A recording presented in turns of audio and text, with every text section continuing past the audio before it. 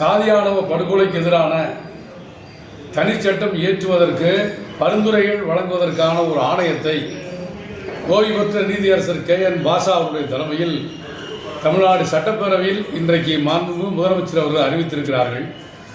தமிழ்நாடு தீண்டாமை ஒழிப்பு முன்னணியின் சார்பில் இந்த அறிவிப்பை வரவேற்கிறோம். தனிச்சட்டம் எதற்கு? ஏற்கனவே கிரிமினல் சட்டங்கள் இருக்கிற போது எதற்காக தனிச்சட்டம் என்கிற கேள்வி பலர் எழுதி கொண்டிருந்தாலும் கூட மிகுந்த நம்பிக்கையோடு தமிழ்நாடு தீண்டாமை ஒழிப்பு முன்னணி போன்ற அமைப்புகள் தொடர்ச்சியாக இந்த கோரிக்கையை முன்வைத்து வந்தோம்.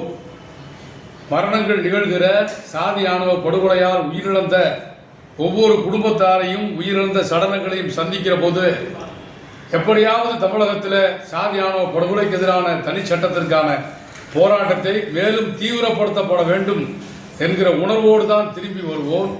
அந்த உணர்வோடு தான் அந்த சடலங்களை அடக்கம் செய்வோம்.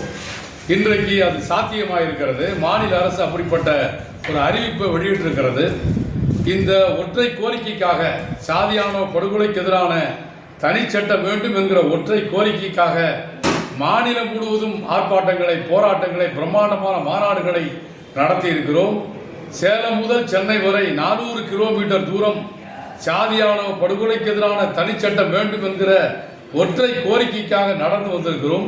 இவ்வளவு பெரிய முயற்சிகளுக்கு பிறகு இன்றைக்கு தமிழ்நாடு அரசு இந்த சட்டத்திற்கான ஒரு ஆணையத்தை அமைப்போம் என்று அறிவிக்கப்பட்டிருப்பதை தமிழ்நாடு தீண்டாமை ஒழிப்பு முன்னணியின் சார்பிலும், சாதியாணவ படுகொலைக்கு எதிராக தனிச்சட்டம் வேண்டும் என்று தமிழ்நாட்டில் கோரிக்கை வைத்த அத்தனை செயல்பாட்டாளர்களின் சார்பாகவும், சாதியாணவ படுகொலைக்கு உயிர்களை இழந்த அந்த குடும்பங்களின் சார்பாகவும் வரவேற்கிறேன்.